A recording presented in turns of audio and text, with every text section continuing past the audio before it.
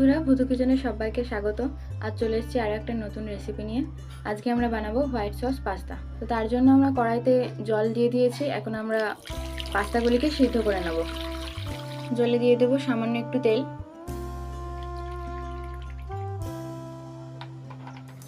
জলটা ফুটে উঠেছে, এখন আমরা পাস্তাগুলিকে এতে দিয়ে দেবো। পাস্তাটা আমাদের 80% সিদ্ধ হয়ে গেছে, আর এটা সিদ্ধ করতে আমাদের 5 থেকে 6 মিনিট টাইম লেগেছে। এখন আমরা পাস্তাগুলিকে নামিয়ে নেব। এই যে পাস্তাগুলিকে নামিয়ে নিয়েছি। এখন আমরা হোয়াইট সসটা তৈরি করে নেব। তার জন্য আমরা কড়াইতে দিয়ে দেবো বাটার।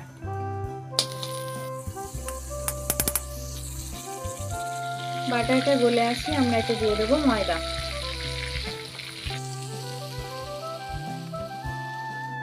বাটার আর ময়দাটা আমরা ভালোভাবে ভেজে নেব যতক্ষণ না কাঁচা গন্ধটা চলে যায়। এটা রেস্টুরেন্টের মতো স্বাদ তখনই এনে দেবে যখন বাটার আর ময়দার পরিমাণটা সমান হবে। কালারটা চেঞ্জ হয়ে এসছে, অর্থাৎ ভাজা হয়ে গেছে। এখন আমরা এতে দিয়ে দেবো অল্প অল্প দুধ।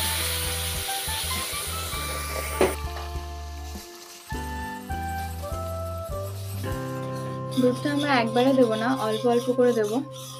খুব মসৃণ হয়ে গেছে, এখন আমরা বাকি দুধটা দিয়ে দেবো।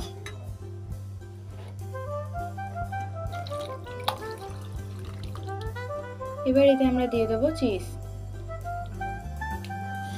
তোমরা এখানে যে কোনো চিজ ইউজ করতে পারো। সসটা রেডি হয়ে গেছে, এখন এটাকে আমরা নামিয়ে নেব। এতে আমরা কিছু ভেজিটেবল অ্যাড করব। তার জন্য আমরা কড়াইতে বাটার দিয়ে ভেজিটেবলগুলিকে ভেজে নেব। দিয়ে দেবো red bell pepper, yellow bell pepper এবং গাজর কুচি। এবার এগুলিকে আমরা হালকা ভেজে নেব। এগুলি আমরা সামান্য ভেজে নিয়েছি। এখন আমরা এতে দিয়ে দেবো অরিগানো।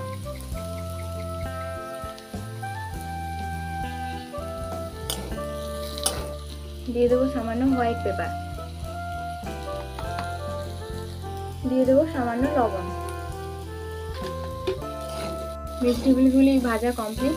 এখন আমরা বয়েল করে রাখা পাস্তাগুলি তৈরি করে রাখা সসের মধ্যে দিয়ে দেবো।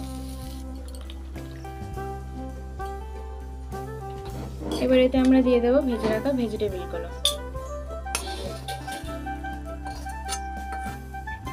দিয়ে দেবো আবারও স্বাদ মতো লবণ। দিয়ে দেবো চিলি ফ্লেক্স।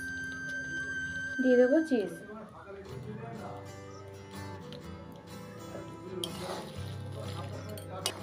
এরপর নেড়েচেড়ে নামিয়ে নিলেই তৈরি হোয়াইট সস পাস্তা।